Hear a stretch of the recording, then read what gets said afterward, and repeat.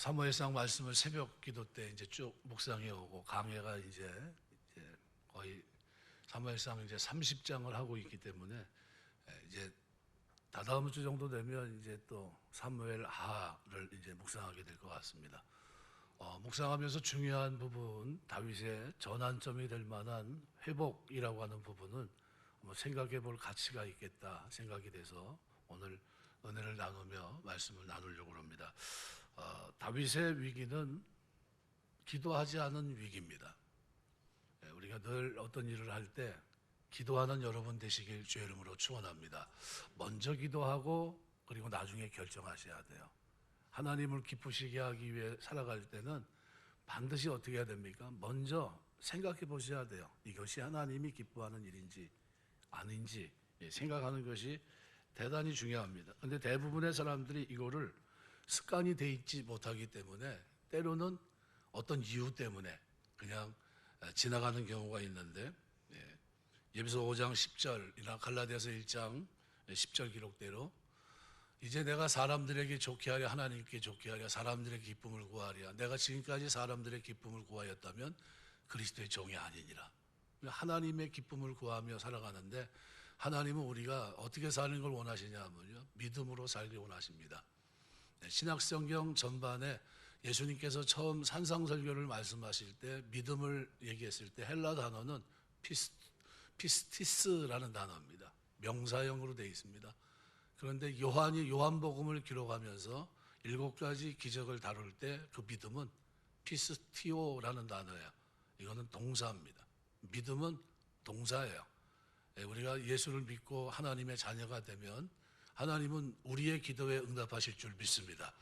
어떤 때 응답하실까요? 내가 신앙생활 잘하고 하나님이 원했던 삶을 살아내고 그리고 누가 봐도 흠이 없고 그럴 때 하나님은 기도를 응답하시나요? 물론 그때 하나님은 응답하십니다. 그러면 우리가 반대로 내가 하나님 뜻대로 살지 못하고 기도하지도 못하고 누가 봐도 바람직하지 못한 결정들을 내리고 살아가고 그래서 내가 어려움에 처하고 그리고 어떻게 할지 모르는 상황 속에서 기도하면 하나님은 그때는 들어주지 않나요? 그때도 들어주십니다.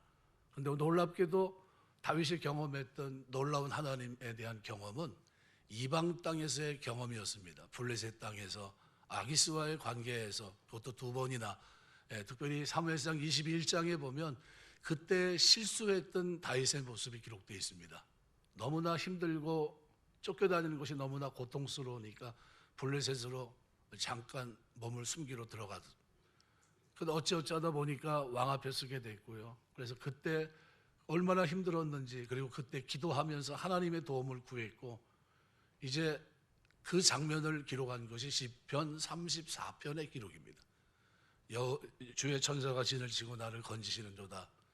너희는 여호와의 선하심을 맛보할지다. 그에게 피하는 자는 복이 있도다. 너희 성도들아 여호와를 경외하라. 그를 경외하는 자는 부족함이 없도다. 젊은 사자는 군표에 줄일지라도 여호와를 찾는 자는 모든 좋은 것에 부족함이 없으리로다. 시편 34편에서 그가 그 땅에서 건져주시는 하나님, 자기를 도와주신 하나님, 기도를 응답하시고 미친 채하고 벗어나게 하신 하나님을 그가 찬양합니다. 그리고 그 하나님을 경외하라고 얘기해요. 그랬던 다윗이 얼마나 지냈다고 다시 어떻게 해요? 그랬던 결정을 합니다. 그런데 이번에는 그 결정이 자기 인생을 그 하나님의 뜻을 망가뜨리는 결정을 합니다. 블레셋으로 망명을 했고요. 그때 기도하지 않았습니다. 그리고 그는 그 일로 인해서 곤궁에 빠지게 돼요. 아주 심각한 처지에 놓이게 됩니다. 왜냐하면 하나님은 사무엘을 통해서 그에게 기름을 부으셨고 그리고 그는 이스라엘 왕으로 하나님을 세울 것이라는 분명한 하나님의 통보를 받았습니다. 그리고 시작된 고난의 길에서 사울의 많은 핍박 속에서 어려움을 겪었지만 여전히 그는 이 말씀을 붙들고 있었어야 됩니다. 그리고 그 땅에 머물렀어야 됩니다. 그런데 그러지 않고 하나님 뜻을 생각하지 않고 기도하지 않고 결정을 합니다. 우리가 어떤 일을 결정할 때 꼭 말씀을 보고 기도하면서 결정하는 것은 너무나 중요합니다. 왜냐하면 그것은 육신적으로 끌려가는 것을 막고 영적인 것을 찾게 되고요. 하나님의 뜻을 붙들게 되기 때문입니다. 사단은 우리 마음을 바꿉니다. 우리 마음이 흔들릴 수 있도록 그렇게 역사하죠. 그래서 사무엘상 27장에 보면요, 26장 마지막에는 이렇게 기록합니다. 사울이 다윗에게 이르되 내 아들 다윗아 내게 복이 있을지로다. 내가 큰 일을 행하고 반드시 승리를 얻으리라 아니라 다윗은 자기 길로 가고 사울은 자기 곳으로 돌아가니라. 그리고 27장 1절은 이렇게 표현합니다. 다윗이 그 마음에 생각하기를 내가 후일에는 사울의 손에 붙잡히리니 블레 사람들의 땅으로 피하여 들어가는 것이 좋으리로다. 사울이 이스라엘 온 영토 내에서 다시 나를 찾다가 다녀 말이니 내가 그의 손에서 벗어나리라 하고 다윗이 일어나 함께 있는 사람 600명과 망명을 합니다. 블레셋 땅으로. 근데 이때는 기도하지 않아요. 이미 한번 맛을 봤는데 또 갑니다. 문제가 된 거죠. 결국 사단은 제일 먼저 뭐부터 흔들어 놓죠? 마음의 두려움을 심어줍니다. 우리 신앙생활하면서 두려움이 우리에게 올 때 이것은 하나님이 주시는 평안이 아니에요. 이때는 어떻게 해야 됩니까? 기도하시라는 거예요. 여러분에게 두려움이 올 때, 두려움의 마음이 여러분 마음을 지배할 때, 이거 어떻게 해야 되지? 갈 바를 알지 못할 때, 내가 하나님 앞에 뭔가 한 것도 없고 내 신앙이 이걸 가지고 내가 믿음으로 하나님께 나아가면 내 기도를 들어주실까? 이런 생각이 들었을 때도 여러분 기도하게 되시길 주 이름으로 축원합니다. 그래서 믿음이란 이 동사, 믿음은 동사예요. 제가 어제도 이제 잠깐 신방을 하면서 얘기를 하면서 그 얘기를 했는데, 야고보서에 보면 영혼 없는 몸이 죽은 것 같이 행함이 없는 믿음은 죽은 것이다. 그때 그 믿음은 뭡니까? 피스테오입니다. 믿음의 역사예요. 데살로니가전서 1장 기록되어 있는 믿음의 역사와 사랑의 수고와 소망의 인내. 불과 예수 믿은 지 6개월밖에 안 됐던 데살로니가 교회 성도들에게 믿음의 역사, 에르곤, 행위가 있었다는 겁니다. 믿기 때문에 나타난 행위, 그것이 데살로니가 교회 성도들에게 있었어요. 믿음은 뭡니까? 믿음은 믿기 때문에 순종하고 믿기 때문에 나아가는 그 삶이, 믿기 때문에 기다리는 모습이 있고요, 믿었기 때문에 하나님 앞에 기도하고 소원하는 것이 있는 겁니다. 내가 부족해도 하나님 앞에 기도하게 됩니다. 이것이 너무나 중요해요. 그래서 히브리서 11장 6절은 하나님께 나아가는 자는 반드시 그가 계신 것과 그가 또한 자기를 찾는 이들에게 상 주신 이심을 믿어야 할지니라. 전제가 뭡니까? 믿음이 없이는 하나님을 기쁘시게 하지 못한다는 거예요. 그러니까 믿음이 없이는 어떤 믿음입니까? 피스티오입니다. 피스티스가 아니라 머릿속에만 있는 것이 아니라 이제는 그 하나님을 신뢰하기 때문에, 믿기 때문에, 그 하나님께 나아가면 상 주시기 때문에, 그분은 살아계신 분이기 때문에 내가 믿음으로 움직이면 하나님은 내 움직임을 보시고 어떻게 해요? 축복하시는 분입니다. 응답하시는 분. 그래서 히브리 11장은 믿음으로 움직였던 사람들, 피스티오, 내가 믿기 때문에 그 말씀 앞에 순종하고 나아갔던 믿음의 영웅들을 기록해 놓은 겁니다. 명사 속에 있는 사람들이 아니라 동사 속에서 하나님을 신뢰하고 움직였던 사람들의 면면들을 기록해 놨던 거예요. 그러면 우리 마찬가지죠. 그래서 요한은 요한복음을 기록하면서 7가지 표적을 다루면서도요, 그 표적 속에 나와 있는 모든 것들이 다 뭡니까? 피스티오예요. 그렇게 구성을 했던 겁니다. 사단은 우리 마음을 바꿉니다. 너는 안 된다고. 너는 죄가 있기 때문에 너는 안 된다는 게. 그리고 두려움에서 벗어나지 못하게 합니다. 그리고 현실을 보게 해요. 영적인 것보다도 물질적인 현실. 그리고 눈앞에 보이고 있는 그것. 사단은 자꾸 우리 눈을, 우리 초점을 하나님께 맞추기보다는 자기의 어려움을 자꾸 보게 합니다. 잘못된 결정, 잘못된 선택, 이런 것들을 자꾸 그 자리로 우리를 유도합니다. 뭘 빼앗으려고 하는 거죠? 하나님의 축복의 자리에서 우리를 자꾸 벗어나게 만들어요. 우리는 날마다 하나님 앞에 기도드려야 됩니다. 뭐라고 기도해야 될까요? 주기도문에 기도한 대로 우리를 위해, 주님 우리가 어떻게 기도해야 되죠? 라는 질문에 너희는 이렇게 기도하라 하면서 가르쳐준 기도입니다. 그럼 누가 그 기도를 드려야 됩니까? 우리가 드려야 될 기도예요. 시험에 들지 않도록 나를 지켜달라고 기도하시길 주 이름으로 축원합니다. 시험에 들지 말아야 돼요. 시험에 들면 이렇게 두려움에 휩싸이게 되고요, 시험에 들면 기도의 자리를 벗어나게 되고요, 시험에 들면 하나님의 뜻을 저버리게 됩니다. 그리고 생각지도 못한 결정을 내려요. 그리고 1년 4개월 동안 어디요? 이제 망명을 합니다. 이게 다윗의 모습이에요. 그런데 1년 4개월 동안에 그가 하나님 앞에 부르짖었던 얘기가 하나도 없어요. 1년 4개월 동안 그의 행적 면면들을 가만히 들여다보면 뭐 하고 있습니까? 계속해서 거짓말, 계속해서 거짓말, 거짓말로 아기스 앞에 신임을 받고 있고, 그리고 딴짓 하는데도 그는 어떻게 해요? 가서는 거짓된 보고, 그런데도 왕은 그를 어떻게 해요? 내 머리를 지키는 자로 그를 세워야 되겠다 생각합니다. 그런데 그런 날이 1년 4개월 가다 어느 날 뜻밖의 날을 맞이합니다. 어떤 날이냐면요, 이제 자기 민족 이스라엘과 싸움을 이제 하게 돼요. 그 전쟁이 이제 사울과 그의 아들이 죽는 전쟁이 될지 누가 알았겠습니까? 그런데 그 전쟁에 만일 다윗이 참여해서 적군으로 서 있다고 한다면 그야말로 이것은 하나님의 뜻이 무너지는 거예요. 있을 수 없는 일입니다. 신약의 다윗의 후손으로 오신 예수님을 어떻게 하실 겁니까? 부득이 이 장면에서 하나님은 개입할 수밖에 없어요. 어떻게 했습니까? 하나님의 개입은 신하들의 마음을 움직입니다. 그의 마음을 움직여서 그들이 이런 생각을 갖게 해요.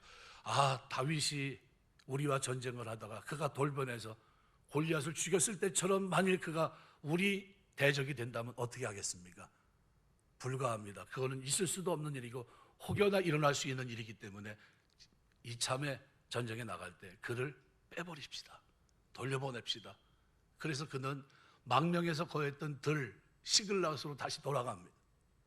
근데 거기서 생각지도 못했던 1년 4개월에 기도 없이 살아갔던 그 삶이 무너집니다. 왜요? 자기 아내와 그리고 함께했던 600명의 모든 자식들과 재산과 아말렉 사람들에 의해서 다 쫓겨가요. 다 뺏깁니다. 3일 길을 걸어서 왔는데, 그런데 놀랍게도 그 앞에 펼쳐진 광경은 뭡니까? 처참한 광경이에요. 그런데 어떻게 해야 됩니까? 여기서 포기해야 될까요? 다윗의 측근들은 돌을 들어서 그를 치려고 합니다. 너 때문에 이렇게 됐다는 거예요. 네가 여기 오지 않았다면 이런 일은 일어나지 않았을 텐데 어떻게 이럴 수 있냐는 거죠. 근데 6절에 보면 다윗을 돌로 치자 하니 다윗이 크게 다급하였는데 그의 하나님 여호와를 힘입어 용기를 얻었더라. 뜻하지 않은 놀라운 은혜가 그에게 임합니다. 하나님의 영광이 나타난 거죠. 그들을 돌을 치려는 그들을 다 멈추게 했습니다. 그리고 다윗이 아히멜렉 아들 제사장 아비아달을 이렇게 얘기합니다. 에봇을 내게로 가져오라. 아비아달은 누굽니까? 85인이 죽었던 제사장의 아들이에요. 하나뿐이 않고 도망가서 그 사실을 고했던 아들입니다. 와서 이제 에봇을 가져다가 아비아달이 그를 세워놓고 우림과 둠빔이 있으니까 검은 돌, 흰 돌이 있으니까요. 물어봅니다. 여호와께 물어봅니다. 내가 이 군대를 추격하면 따라잡겠느냐? 여호와께서 그에게 대답하시되 그를 쫓아가라. 내가 반드시 따라잡고 도로 찾으리라. 그래서 어떻게 추격이 시작됩니다. 이것이 오늘 본문의 내용입니다. 우리가 신앙생활하면서 어느 때 곤궁에 빠지게 됩니까? 오늘 본문은 기도하지 않고 결정할 때예요.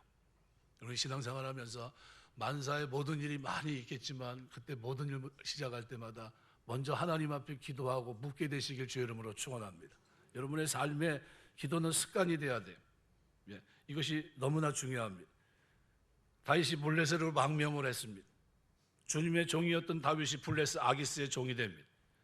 사단은 우리가 하나만 양보하면 그대로 줄줄이 엮어서 우리의 삶이 무너지게 만듭니다.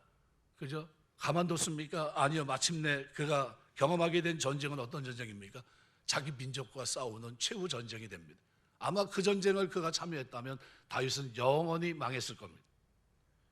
자기 민족과 전쟁을 해야 되는 다윗은 이스라엘 왕이 되어야 될 하나님의 뜻을 저버린 최악의 상황을 맞닥뜨립니다. 하나님의 도움이 아니었다면 하나님의 뜻이 무너졌을 겁니다. 아기스 신하들의 반대는 하나님의 은혜의 역사였습니다. 전쟁에 나가서 저 사람들을 돌이켜 우리를 치면 곤란하다. 적극적으로 반대를 했습니다. 이렇게 돌아온 그들이 사흘길 걸어 시글락에 돌아와 봤더니 아말렉이 쳐들어와서 그것을 불태우고 모든 사람들을 모조리 잡아갔습니다. 말 그대로 망연자실하죠. 이게 어떻게 해야 될까요? 간신히 이스라엘과 전쟁을 피하고 돌아왔는데 다윗은 절체절명의 위기를 만납니다. 이 문제를 어떻게 풀어가야 될지 알지 못하는 그때 다윗은 어떻게 해요? 돌 위험도 있었습니다. 그때 그가 기억해낸 것은 바로 제사장 아비아달입니다. 그동안 블레셋 땅에 있었지만 그는 하나님의 언약을 잊지 않았습니다. 이스라엘에 대한 생각과 사랑, 하나님에 대한 의식이 죄의 종이 되어 죄를 지으면서도 계속 그 마음속에 있었던 겁니다. 신앙생활하면서 믿음은 동사예요. 여러분 어려움 속에 있어도 내가 이래도 기도하도 하나님이 들어주실까? 들어주십니다. 오늘 다윗의 기도를 하나님은 들어주셨거든요. 그의 방향을 하나님은 인도하셨어요. 놀랍게도 그를 인도하십니다. 우리가 하나님을 찾는 것은 그것 자체가 은혜인 줄 믿습니다. 시편 40편에 보면 1절부터 3절에 보면 내가 여호와를 기다리고 기다렸더니 귀를 기울이사 나의 부르심을 들으셨도다. 나를 기가 막힐 웅덩이와 수렁에서 끌어올리시고 내 발을 반석에 두사 내 걸음을 견고하게 하셨도다. 새노래 곧 우리 하나님께 올릴 찬송을 내 입에 두셨으니 많은 사람이 보고 두려워하여 여호와를 의지하리이다. 다윗은 하나님을 기다리면서 이런 경험들을 많이 합니다. 특별히 기적 같은 일들을 많이 경험했던 사람입니다. 그래서 5절에 보면 이렇게 표현해요. 여호와 나의 하나님이여 주께서 행하신 기적이 많고 우리 향하신 주의 생각이 많아 누구도 주와 견질 수가 없나이다. 내가 널리 알려 말하고자 하나 너무 많아 그 수를 셀 수가 없느니라. 간증거리가 너무 많아요. 하나님이 도우셨던 간증거리.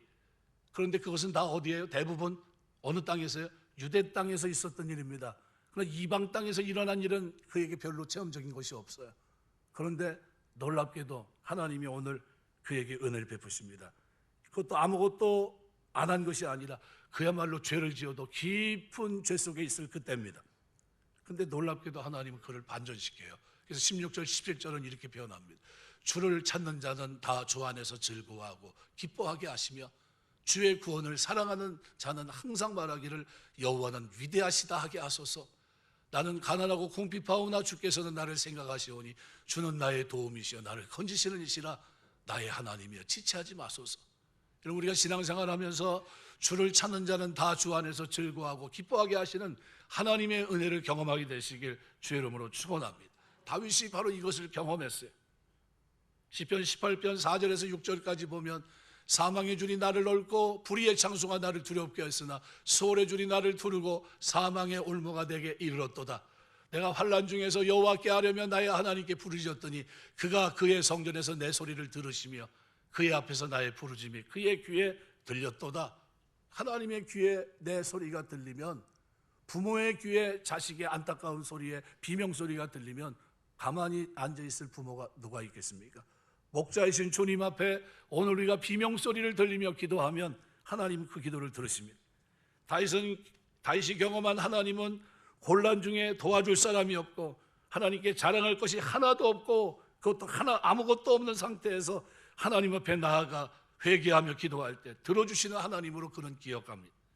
그 고백은 그의 경험에서 나온 거예요. 블레셋 땅에 들어온 자신의 생각이 잘못되었다는 것을 그는 알았습니다. 1년 4개월 동안 자신이 걸어왔던 그 걸음을 사무엘상 30장은 거짓말, 끊임없는 거짓말의 삶이었음을 그는 알고 있었어요. 그런데 사람이 깨달음이 늦어요. 그런데도 불구하고 하나님은 이 상황 속에서 그를 다시 불러가시기 위해서 배후에 역사하십니다. 모른 척하지 아니하시고 오늘 우리의 삶에 개입해 주세요. 시편 34편 17절 18절 기록대로 의인이 부르짖으며 여호와께서 들으시고 그들의 모든 환난에서 건지셨도다. 여호와는 마음이 상한 자를 가까이 하시고 중심으로 통회하는 자를 구원하신다. 저기 의인이 바르게 살아간 의인을 말합니까? 아니요. 잘못된 결정을 하고 그릇된 길을 걸어갔음에도 하나님이 기름 부어준다. 하나님이 선택하고 하나님 백성이 되게 한 그들을 말합니다. 예수 그리스도의 보혈의 피로 새로워진 사람들을 말합니다. 의인은 보혈을 의지하는 사람들을 말해요. 예수님 의지하는 사람들, 나는 부족하지만 주님의 십자가를 의지하겠습니다. 주님의 이름을 의지하고 나아가겠습니다. 나가는 사람들입니다. 그들에게 하나님은 은혜를 베푸십니다. 어떻게 했습니까? 오늘 본문은 다윗이 회복되는 장면을 몇 가지로 우리에게 설명합니다. 저는 그 몇 가지 설명을 잠깐 드리면서 여러분이 위기 속에서도 하나님 의지하는 기도의 사람 되시길 주의 이름으로 축원합니다. 첫 번째로 다윗이 어떻게 회복됐습니까? 먼저 다윗은 하나님께 무엇을 해야 할지 묻기 시작합니다. 우리가 힘들어서 기도할 힘조차 없을 때 우리가 할 일은 하나님께 그 문제를 맡기는 거예요. 내 짐을 내게 맡기라. 하늘 위에서 산에서 밑으로 나무를 굴리는 게 맡기는 겁니다. 내가 질 게 아니라 나에겐 이것을 해결할 능력이 없습니다. 하나님께 맡깁니다. 이게 맡기는 거예요. 가나 혼인잔치에서 포도주가 떨어졌는데 예수님의 어머니가 뜬금없이 종들에게 이렇게 얘기합니다. 예수님이 뭐라고 하시든지 그 말씀 앞에 순종하라. 그리고 예수님에게 그렇게 말해요. 포도주가 떨어졌다. 여자여, 아직 내 때가 이르지 않았습니다. 지금 하나님의 때를 기다리고 있는 예수님에게 포도주가 떨어졌다는 황당한 상황을 알려줬습니다. 그런데 놀랍게도 예수님은 그 상황을 듣고서 움직이기 시작하세요. 그리고 종들에게 물을 갖다 부어라. 그리고 물을 떠서 다시 연회장에 갖다 주어라. 이렇게 얘기해요. 그래서 종들은 압니다. 이것이 물이라는 걸. 근데 그것이 술로 변한 것을 깜짝 놀래요. 포도주로 변했다는 사실을. 뭐만 알려줬습니까? 떨어졌다는 상황만 알려줬어요. 예수님은 우리의 상황을 아시면 개입하시는 분입니다. 그래서 우리 상황을 하나님께 그대로 아뢰는 것이 참 중요해요. 그것이 잘했든 못했든 어떤 상황이 됐든 간에 하나님, 내가 의의 길을 걷다가 이 상황에 있는지, 히스기야는 그렇게 얘기합니다. 내가 주 앞에 어떻게 살아간 것 아시지 않습니까? 주 앞에 행한 일들을 추억하옵소서. 내가 지금까지 하나님 이스라엘 왕들 중에서 내가 어떻게 하나님을 경외하고 섬긴지 아시지 않습니까? 그리고 나의 죽음을 걷어달라는 거예요. 그리고 하나님 앞에 통곡하며 기도했더니 하나님이 15년을 연장시켜 주십니다. 그의 삶에 늘 마음속에 있었던 건 뭡니까? 내가 주 말씀대로 순종하며 살아가고 있다는 거예요. 그것이 그에게 기도 제로였습니다. 그러면 뜻대로 살지 못했던 사람들은 하나님께 기도할 수 없을까요? 천만에요. 놀랍게도 다윗은 오늘 하나님 앞에 기도하고 있어요. 뜻을 묻고 있습니다. 자신의 죄를 알고 있어요. 그러면서 하나님께 도움을 구합니다. 어떻게 할까요? 도와주시겠습니까? 하나님, 이 문제를 하나님 해결해 주시겠습니까? 그리고 하나님께 회복을 얘기합니다. 오늘 8절은 이렇게 얘기해요. 다윗이 여호와께 묻자와 이르되 내가 이 군대를 추격하면 따라잡겠나이까 하니 여호와께서 그에게 대답하시되 그를 쫓아가라. 내가 반드시 따라잡고 도로 찾으리라. 여러분, 기도하면서 하나님 응답이 올 때, 마음의 평안이 올 때까지 여러분 기도하게 되시길 주 이름으로 축원합니다. 쫓아가라. 그러면 내가 저 사람을 너에게 붙이겠다는, 이 말씀을 아비아다를 통해 주셨습니다. 다윗은 전쟁을 치르고 승리하기 위해 무엇을 먼저 해야 되는지 정확히 알고 있었어요. 뭐가? 기도였습니다. 다급하게 힘들고 어려울 때 기도는 여러분의 비상대책이에요. 여러분, 그때는 뭐부터 해야 됩니까? 무릎부터 꿇으셔야 돼요. 하나님, 이건 내가 원했던 상황이, 내가 생각하지 못했던 상황이 지금 펼쳐졌습니다. 하나님, 어떻게 해야 됩니까? 나에겐 방법이 없습니다. 나에겐 그것을 해결할 만한 능력도 없고 하나님 도와주셔야 됩니다. 기도만이 살 길일 줄 믿습니다. 여러분, 다윗은 이 기도의 자리에, 이 자리를 고수했습니다. 그리고 하나님 앞에 엎드렸더니 하나님이 길을 열십니다. 두 번째로 다윗이 전쟁을 치르러 갑니다. 이제 찾으러 가요. 가는 중에 아이 하나가 열병으로 죽어갑니다. 사실은 아무런 관계가 없는 사람이죠. 자기 코가 석자인데 남의 어려움을 돌아볼 형편이 못 됩니다. 다윗과 사람들은 그 아이에게 그런데 놀랍게도 먹을 것을 주고 물을 주면서 아이를 돌보고, 그리고 그 아이를 회복시킵니다. 그리고 물어봤어요. 너는 누구냐? 나는 아말렉 장수의 종이라는 겁니다. 그러면서 그러면 어디쯤에 있는지 알고 있느냐는 거죠. 저는 잘 알고 있다는 겁니다. 다만 나를 죽이지 말고 나를 다시 종으로 보내지만 않는다고 한다면 제가 길잡이가 되겠습니다. 하나님의 인도하심은 어디 속에 있었습니까? 다윗의 일상적인 생활 속에 있었어요. 다윗은 도망가면서도 부모를 늘 함께 했고요. 그는 약한 자를 보면 돌아보는 사람들이었습니다. 여러분, 우리가 그리스도 안에 변화된 삶을 살아가게 되시길 주 이름으로 축원합니다. 내가 아무리 힘들고 고통스러워도 약한 자를 보면 섬길 줄 알아야 돼요. 이것이 신앙의 영적 원리입니다. 구제입니다. 약한 자를 돌아보는. 다윗이 깨달은 것이 뭡니까? 바로 하나님 앞에 내가 약한 자를 돌아보면 주께서도 나를 돌아보신다는 겁니다. 시편 37편 4절 보면 또 여호와를 기뻐하라. 그가 내 마음의 소원을 내게 이루어줄 거라고 얘기합니다. 우리는 어려운 사람과 함께 더불어 마음을 나누며 살아야 됩니다. 그것이 우리 신앙 고백이 돼야 돼요. 예수 믿는 하나님과의 관계 속에서 하나님을 기쁘게 하고 영화롭게 하는 것이 삶의 목적이라면 가난하고 어려운 이웃을 우리는 도와야 됩니다. 신명기 15장 7절 8절의 기록 그대로 내 하나님 여호와께서 내게 주시는 땅 어느 성읍에서든지 가난한 형제가 너와 함께 거주하거든 그 가난한 형제에게 내 마음을 완악하게 하지 말며 내 손을 움켜쥐지 말고 반드시 내 손을 그에게 펴서 그에게 필요한 대로 쓸 것을 구워주라. 신앙생활하면서 약한 자들의 힘이 되시는 여러분 되시길 주의 이름으로 축원합니다. 예배서 2장 10절은 우리는 이렇게 표현합니다. 우리는 그가 만드신 바라 그리스도 예수 안에 선한 일 위에 지으심을 받은 자니 이 일은 하나님이 전에 예비하사 우리로 그 가운데 행하게 하려 하심이라 그랬습니다. 다윗은 이 길을 걸어가면서 약한 자를 돌아보고 있어요. 그게 무슨 도움이 될지 알았겠습니까? 근데 그 속에는 놀라운 의미가 담겨 있습니다. 무슨 얘기냐면요, 때와 신은 하나님 손에 있어요. 우리 손에 있지 않습니다. 결정적인 이것을 전쟁에서 이기게 하는 건요 하나님의 있습니다. 이 어떤 전쟁을 치르게 되냐면요 17절에 보면 다윗이 새벽부터 이튿날 저녁 때까지 그들을 치매 낙타를 타고 도망한 소년 400명 외에는 피한 자가 없다. 여러분 지금 쫓아가고 있는데요, 그 사람들이 몇 명인지 압니까 모릅니까? 몰라요. 얼마나 많은 사람인지 전혀 알 수가 없어요. 근데 가서 나중에 싸워보니까요 어느 정도 사람일까요? 대략적으로 가늠해도 몇만 명이라는 거죠. 몇만 명. 가만히 생각해 보세요. 400명과 몇만 명이 싸우려면 얼마나 시간이 걸릴까요?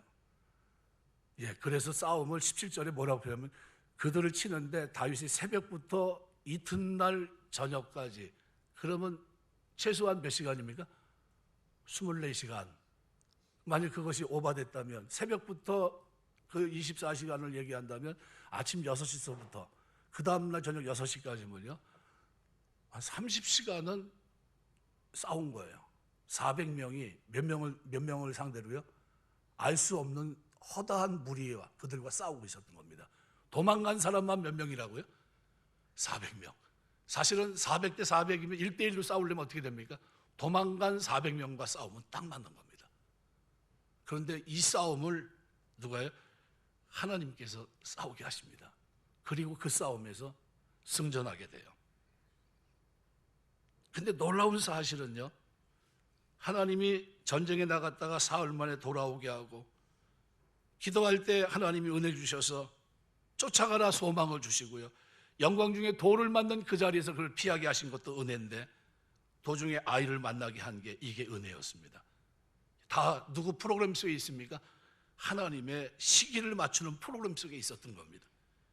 그들이 돌아가서 이제 전쟁에서 이겼으니까요 땅에, 그래서 16절에 보면 그가 다윗을 인도에 내려가니 그들이 온 땅에 편만하여, 무슨 얘기입니까? 3, 4, 5 아니면 군락 이게 사람들이 쭉 펼쳐져서 그 많은 사람이 어떻게 해요? 잔치한 겁니다. 잔치. 그래서 블레셋 사람들의 땅과 유다 땅에서 크게 약탈하였으므로 말미암아 먹고 마시며 춤추는지라. 언제까지요? 저녁 늦게 새벽녘까지 그들이 다 어떻게 해요? 술에 취하고 마시고 했겠죠. 언제 하나님은 그에게 이 전쟁을 시작합니까? 새벽녘에. 놀랍죠. 하나님의 은혜였습니다. 때와 시기는 하나님께서 맞춰주셔야 돼요.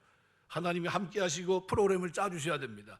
하나님이 왜 이 전쟁에 나갔다가 사흘 만에 돌아오게 하고 기도할 때 쫓아가라고 명령하셨고 도중에 아이를 만나게 하셔서 다윗의 일생을, 다윗의 삶을, 그 마음을 아신 하나님께서 그를 만나게 하신 거예요. 다른 사람 같으면 지나갈 수 있었습니다. 요압 같은 사람은 어떻게 합니까? 하나님의 뜻을 전혀 생각하지 않겠죠. 그 사람은 무조건 죽이고자 했을 겁니다. 그 사람은 무조건 무관심했을 겁니다. 그런데 다윗은 그런 사람이 아니었어요. 아말렉이 탈취하고 승리한 후 다 퍼져 놀고 있을 그 시기를 하나님은 정확하게 예측하셨고요, 다윗은 하나님의 인도하심 속에서 가는 길을 멈추고 그를 돌아봅니다. 하나님의 계획과 뜻이 때가 있다는 것을 그는 알고 있었어요. 우연한 일은 결코 없다는 사실을 그는 기억했고요. 그래서 믿음은 이렇게 순종하는 순종 속에 기다림도 믿음입니다. 기다릴 때는 기도하면서 주의 뜻이 무엇인지 구해야 됩니다. 놀랍게도 하나님이 그들에게 은혜 주십니다. 기다림이 왜 은혜인지 요한복음을 보면요, 요한복음 11장의 나사로의 사건과 비교해 보면 4절에 이렇게 얘기합니다. 예수께서 들으시고 이르시되 이 병은 죽을 병이 아니라 하나님의 영광을 위하며 하나님의 아들이 이로 말미암아 영광을 받게 함이라 하시더라. 이 말씀을 하신 후에 또 이르시되 우리 친구 나사로가 잠들었도다. 그러나 내가 깨우러 가노라. 마르다가 21절에 말합니다. 예수께 여짜오되 주께서 여기 계셨더라면 내 오라비가 죽지 아니하였겠나이다. 마리아가 또 이렇게 얘기합니다. 32절에 예수 계신 곳에 가서 배웠고 그 발 앞에 엎드려 이르되 주께서 여기 계셨더라면 내 오라비가 죽지 아니하였겠나이다 하더라. 그런데 놀랍게도 32절 보면, 그죠? 32절과 21절 마르다 마리아가 다 무슨 생각을 하고 있습니까? 주님이 여기 계셨다면 이런 일은 일어나지 않았을 겁니다. 그런데 주님은 이미 출발하기 전서부터 뭘 기다리고 있습니까? 하나님의 때, 하나님의 영광을 받으실 그 때를 바라보고 있었어요. 그래서 41절부터 43절에 보면요, 이렇게 기도합니다. 돌을 옮겨 놓은 예수께서 눈을 들어 우러러보시고 이르시되 아버지여 내 말을 들으신 것을 감사하나이다. 항상 내 말을 들으시는 줄 내가 알았나이다. 그러나 이 말씀을 하옵는 것은 둘러선 무리를 위함이니 곧 아버지께서 나를 보내신 것을 그들로 믿게 하려 함이니이다. 이 믿음은 뭘 말할까요? 피스티스입니까? 피스티오입니까? 요한복음은 피스티오입니다. 저들이 믿고 살아갈 수 있도록 하기 위함입니다. 믿고 순종할 수 있도록 하기 위함입니다. 저들이 믿고 하나님 영광에 살 수 있도록 하기 위함입니다. 이런 뜻이에요. 우리 신앙생활 하면서 여러분의 믿음이 살아있는 믿음 되시길 주의 이름으로 축원합니다. 추상적인 믿음은 하나님께 나가지 못해요. 내가 믿음이 있어도 기도하지 못합니다. 원망해요. 좌절합니다. 낙심합니다. 그곳에서 끝납니다. 누가복음 18장에 예수님은 항상 기도하고 낭망치 말아야 될 것을 말씀합니다. 마지막 8절에 뭐라고 얘기합니까? 내가 다시 올 때 세상에서 믿음을 보겠느냐. 어떤 믿음이죠? 피스티스입니까? 피스티오입니까? 피스티오예요.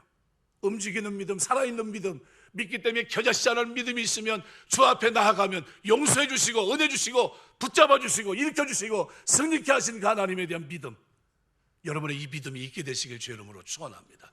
다윗에게 이 믿음이 충만했어요. 내가 좀 부족하지만, 내가 잘못했지만, 그렇지만 하나님 도와주시옵소서. 하나님 나의 연약한 믿음을 일으켜 주옵소서. 나를 회복시켜 주옵소서. 그리고 그가 시글락에서의 표절인 말로 표현할 수 없는 고통 속에서 그는 하나님을 바라봐요. 그리고 기도합니다. 그리고 나아가요. 갈 바를 알지 못하는 그에게 하나님은 방향을 알 수 있도록 한 소년을 만나게 하십니다. 왜요? 다윗에게 하나님께서 붙여주신 거예요. 그는 분명히 가다가 그 소년을 보면 요압은 쳐 죽일지라도 다윗은 어떤 사람입니까? 돌아볼 거예요. 그는 심성이 부모를 공경하며 효도했던 자식입니다.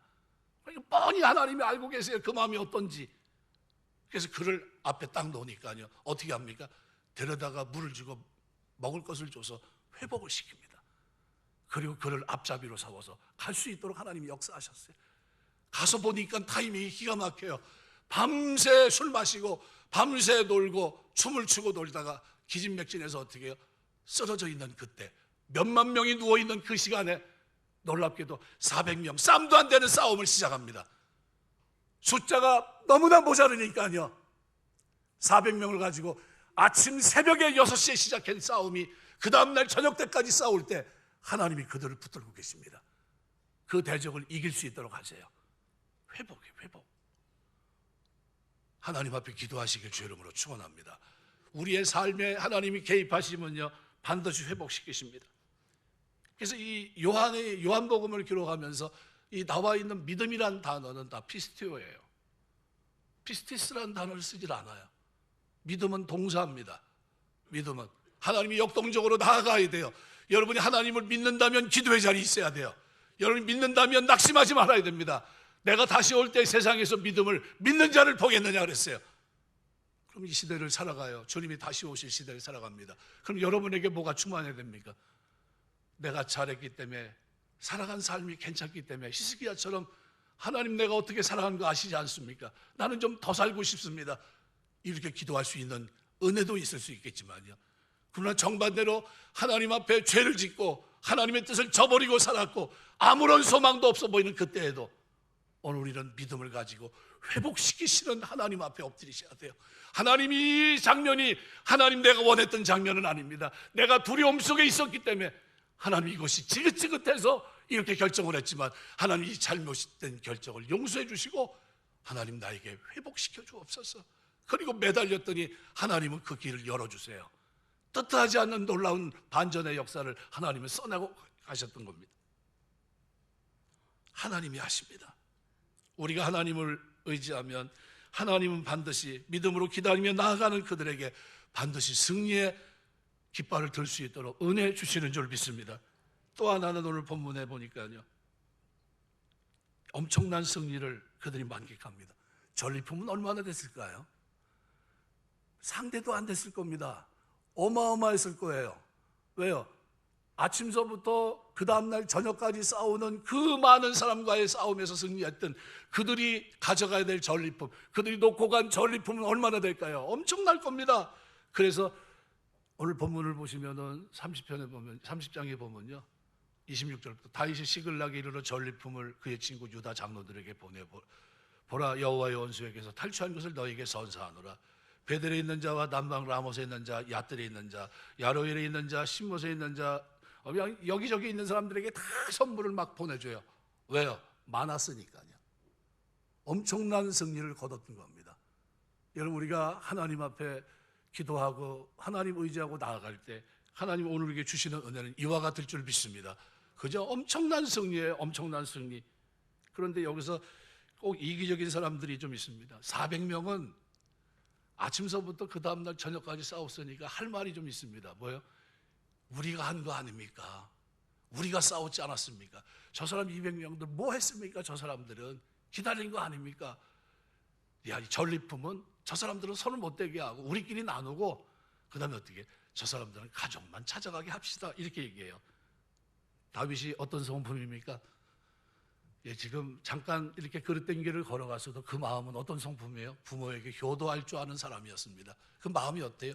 우리가 말한 대로 보편적으로 누가 인식해도 건전한 상식 속에 있는 사람입니다. 그러지 말고 모두가 다 같이 공유해야 되지 않느냐. 그래서 그 다윗의 결정이 오고 온 시대 이스라엘 군대 이제 결정이 됩니다.